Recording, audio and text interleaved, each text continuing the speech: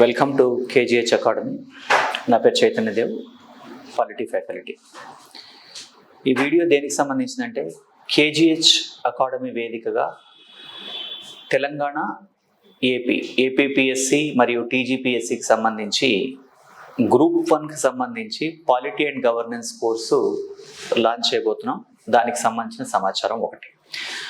అలాగే ఇక అభ్యర్థులకి ఏదైనా ఒక కాంపిటిటివ్ ఎగ్జామినేషన్ రాయాలి అనే ఆలోచన వచ్చినప్పుడు చాలా రకాల గందరగోళాలు ఉండొచ్చు.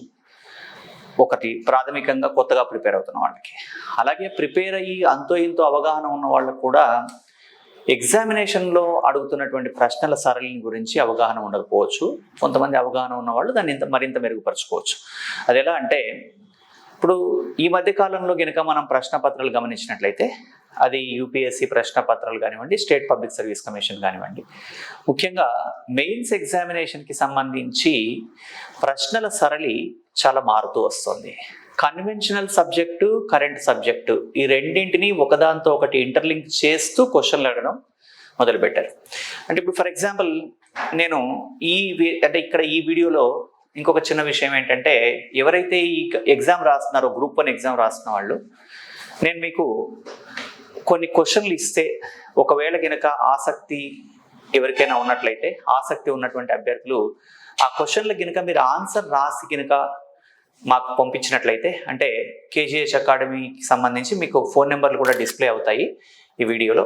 అక్కడ ఆ ఫోన్ నెంబర్కి మీరు ఆ ప్రశ్నపత్రానికి మీరు సమాధానం రాసి పంపించినట్లయితే ఆ ప్రశ్నల్ని నేనే ఎవాల్యుయేట్ చేసి మీరు ఏ స్థాయిలో ఉన్నారు, దాన్ని ఎలా మెరుగుపరచుకోవచ్చు అనే విషయాన్ని కూడా నేను మీకు తెలియజేయడానికి ప్రయత్నం చేస్తాను.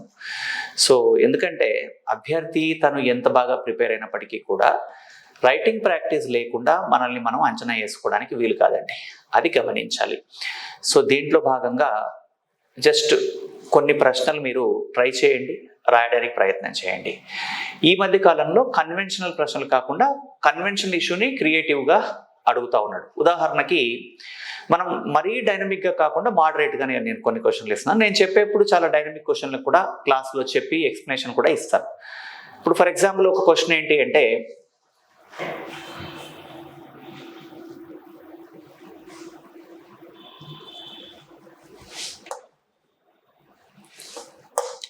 క్వశ్చన్ మీరు కనుక గమనించినట్లయితే,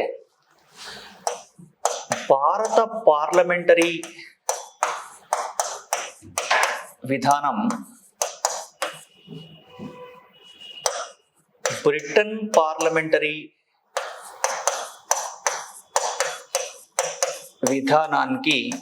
విధానాన్ని పూర్తిగా పోలి ఉంది అనడం సముచితం కాదు, చర్చించండి. So Indian parliamentary form of government is not completely followed the Britain parliamentary form of government. Discuss. Indian parliamentary form of government is not completely followed the Britain parliamentary form of government. Discuss. అనే ప్రశ్న ఇస్తే దీన్ని మీరు తెలుగు మీడియంలో రాసేవాళ్ళు తెలుగులో రాయండి, ఇంగ్లీష్లో రాసేవాళ్ళు ఇంగ్లీష్లో రాయండి. క్వశ్చన్ మాత్రం జాగ్రత్తగా గమనించండి. తెలుగులో ఇక్కడ రాసాను, ఇంగ్లీష్లో ఏంటంటే, Indian parliamentary form of government is not completely followed the British parliamentary form of government. Discuss. ఇది ప్రశ్న. అలాగే ఇక్కడ ఇంకొక పాయింట్ కూడా మీరు అబ్జర్వ్ చేయండి. దీంట్లో భాగంగానే ఇంకా ఎలా అడగవచ్చు ప్రశ్నలు అడగాలనుకుంటే అనంటే, ఇక్కడ భారతదేశంలో రాష్ట్రపతి నామమాత్రపు అధికారి అయినప్పటికీ కూడా కొన్ని సందర్భాలలో వాస్తవ కార్యనిర్వాహకుడుగా వ్యవహరిస్తాడు, తెలియజేయండి. అంటే in India president is a nominal executive, but at the same time in some specific conditions president act as a real executive. Discuss. లేదా ఇక్కడ దీన్ని డిస్కస్, చర్చించండి అనొచ్చు, లేదా తెలియజేయండి, కన్వే చేయమని అడగవచ్చు. అయితే ఈ క్వశ్చన్లు మాత్రమే ఇచ్చాను నేను. ఈ క్వశ్చన్లకు సంబంధించి అభ్యర్థులు రాసిన తర్వాత వీటికి ఎవాల్యుయేషన్తో పాటు నేను డీటెయిల్గా క్వశ్చన్కి ఆన్సర్ కూడా ఎలా రాయాలి అని తెలియజేస్తాను. ఇంకొకటి ఏంటంటే, ముఖ్యంగా గ్రూప్ 1 ఎగ్జామినేషన్లో ప్రశ్నలు అడుగుతున్నప్పుడు ఇన్ఫర్మేషన్ ఒకటే అయినా ప్రశ్నలు భిన్నంగా ఉంటాయి. అంటే ఫర్ ఎగ్జాంపుల్ చర్చించండి, వ్యాఖ్యానించండి, తెలియజేయండి, discuss, comment, communicate, critically evaluate, విమర్శనాత్మకంగా చర్చించండి, ఇలాంటి రకరకాల ప్రశ్నలు ఉండవచ్చు. అన్నింటికీ ఒకే సమాధానం కాదండి. అభ్యర్థులు రాసేటప్పుడు చర్చించండి అంటే పాజిటివ్ నెగిటివ్ కోణంలో రాయడం, క్రిటికలీ ఎవాల్యుయేట్ అంటే దాన్ని విమర్శనాత్మకంగా పరిశీలించడం, ఇట్లా భిన్నమైనటువంటి సందర్భాల్లో ప్రశ్నలు అడగడానికి అవకాశం ఉంది. కాబట్టి ఎలా అడుగుతాడో తెలుసుకోవాలి ఒకటి. ఇంకొకటి ఏంటంటే ఈ మధ్య కాలంలో మనం చాలా సెన్సిబుల్ ఇష్యూస్ నుంచి కూడా ప్రశ్నలు రావడం గమనిస్తా ఉన్నాం. ఇప్పుడు ఫర్ ఎగ్జాంపుల్ మనకి ఆర్టికల్ 21లో right to life and personal liberty అనేటువంటిది ఎలా ఎక్స్ప్లెయిన్ అవుతుందో తెలియజేస్తూ క్వశ్చన్లు గంటల్లో అడిగేవాడు. ఇప్పుడు రకరకాల విషయాల్ని స్పెసిఫిక్గా ఒక్కొక్క అంశాన్ని గురించి అడుగుతా ఉన్నాడు కదా. వూంబ్ రైట్స్ అన్నాం, గర్భస్థ శిశువుకు ఉండే హక్కుల గురించి ప్రశ్న రావడం గతంలో మనం చూసాం. అంటే ఇక్కడ అభ్యర్థి చాలా భిన్నమైనటువంటి కోణంలో అంశాల్ని పరిశీలించవలసి ఉంటుంది.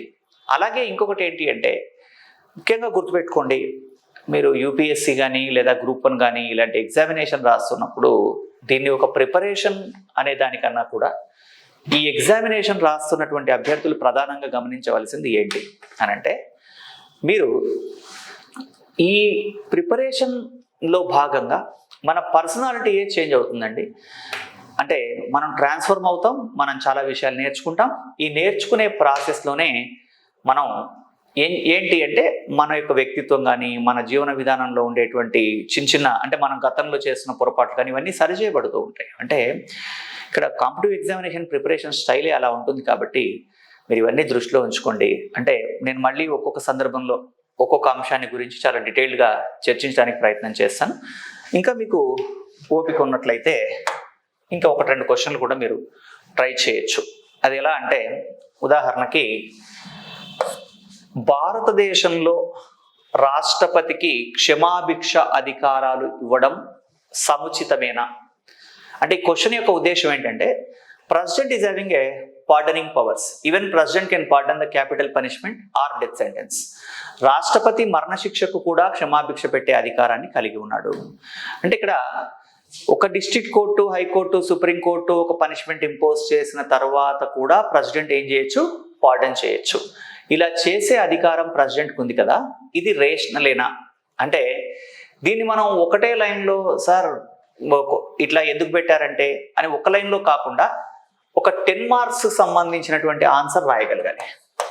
ఎందుకు జస్టిఫై చేస్తూ ఎగ్జాంపుల్స్ ఇస్తూ రాయగలగాలి. అలా ట్రై చేయండి. మీరు ఏదైనా ఈ ప్రశ్నలకు సమాధానం రాసి పంపినప్పుడు నేను మీకు అవి పర్సనల్గా ఒక్కొక్క అభ్యర్థి నిజంగా, ఎందుకంటే నేను చాలాసార్లు గమనించాను, ఈవెన్ టెస్ట్ సిరీస్ పెట్టినప్పుడు కూడా చాలా కొద్దిమంది అభ్యర్థులు మాత్రమే చాలా సిన్సియర్గా ఎఫర్ట్ చేస్తారు. కాబట్టి ఈ యొక్క ఎంతమంది మీరు ఎఫర్ట్ చేసినా సరే మీ సమాచారం అంతా నేను పరిశీలించిన తర్వాత మీ ప్రశ్నలకు మీరు ఎలా ఆన్సర్ రాసారో చూశాక నేను ఒక ఫీడ్బ్యాక్ కూడా ఇవ్వడం జరుగుతుందండి. Thank you. All the best.